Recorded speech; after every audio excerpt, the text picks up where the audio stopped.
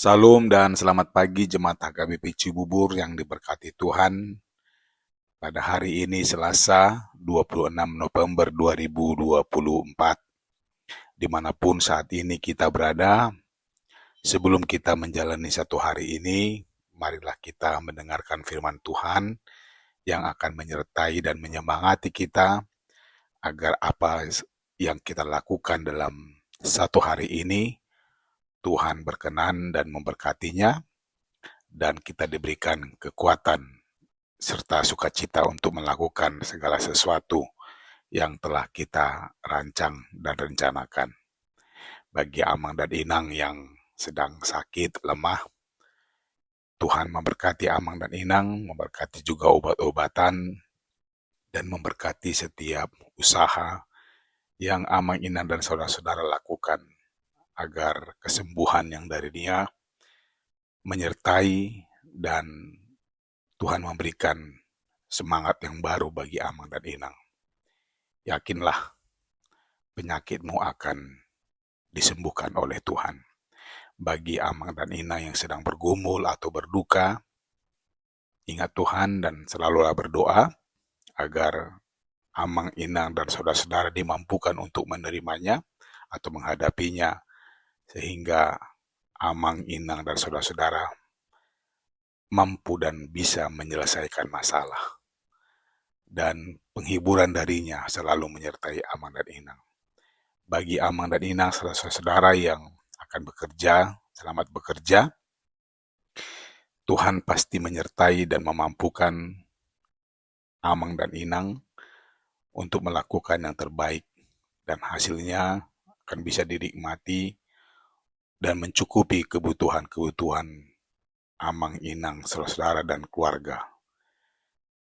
Sebelum kita mendengarkan firman Tuhan, marilah kita terlebih dahulu berdoa. Kita berdoa. Kasih karunia dan damai sejahtera dari Allah Bapa dan dari anaknya Tuhan Yesus Kristus kiranya menyertai kamu sekalian. Amin. Bapak, Ibu, dan saudara-saudara, renungan harian kita sesuai dengan Almanak HKBP diambil dari kitab Mazmur pasal 69 ayat 6. Dikatakan demikian. Ya Allah, Engkau mengetahui kebodohanku. Kesalahanku tidak tersembunyi bagimu. Demikian firman Tuhan. Jangan ragukan kebaikan Tuhan. Bapak, Ibu, dan saudara-saudara jemaat Tuhan yang baik, Lembaga Alkitab Indonesia atau LAI memberi judul pasal 69 ini dengan kalimat doa dalam kesesakan. Dari judulnya saja kita sudah dibantu memahami kira-kira apa yang dimaksud secara keseluruhan isi dari pasal 69 ini. Ya, pasal ini bercerita tentang pergumulan Daud yang sudah hampir putus asa. Daud mengalami pergumulan yang sungguh di luar dugaannya, yang digambarkan seperti air yang akan menenggelamkannya. Daud tidak bisa berbuat apa-apa karena pergumulan tersebut. Dia merasa tidak ada yang mau atau bersedia menolongnya dalam menghadapi persoalan hidupnya. Dia hampir putus asa dan akhirnya Daud bercerita semua persoalan yang dihadapinya kepada Tuhan yang diimaninya. Dia sungguh berharap dan meyakini bahwa hanya Tuhanlah yang mampu menyelesaikan persoalan yang dihadapinya dan bersedia menolongnya. Jemaat Kristus yang baik, ada yang menarik dari firman Tuhan bagi kita hari ini. Apa itu? Di satu sisi, Daud menggunakan apa yang Tuhan berikan kepadanya, kekuatan, kemampuan, atau logika berpikir untuk menyelesaikan persoalannya. Tapi kemampuan yang dimilikinya tidak mampu menyelesaikan masalahnya. Bahkan dia merasa tidak memiliki kemampuan apa-apa. Dia merasa dirinya bodoh karena persoalan tersebut. Dalam bahasa Batak dikatakan, maoto alani namasai. Tidak tahu apa yang harus diperbuat untuk menghadapi semuanya. Itu sebabnya kepada Tuhan, Daud berdoa dan memohon, Ya Allah, Engkau mengetahui kebodohanku, kesalahan-kesalahanku tidak tersembunyi bagimu. Dia akhirnya sadar akan kemampuannya dan keterbatasannya.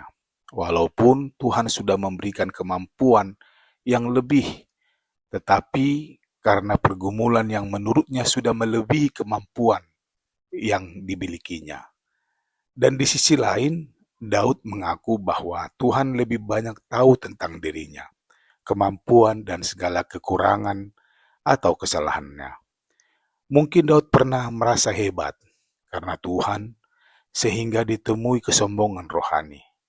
Kan ada Tuhan, gitu aja kok repot. Kira-kira seperti itu yang ada di dalam diri Daud. Dari pengalaman Daud dan firman Tuhan hari ini, kita diajak untuk menyadari akan dua hal. Yang pertama, jangan ragukan kebaikan dan kepedulian Tuhan.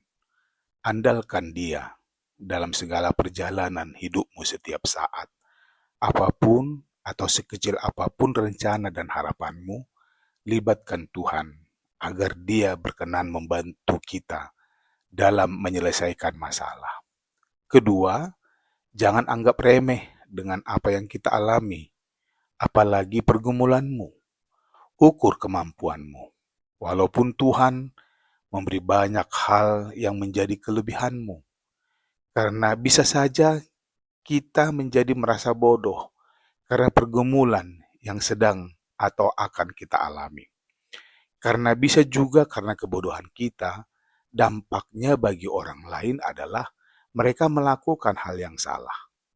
Orang Kristen diajarkan untuk jangan pernah ceroboh dalam mengambil kebijakan dan langkah untuk menyelesaikan masalah dan pergumulannya.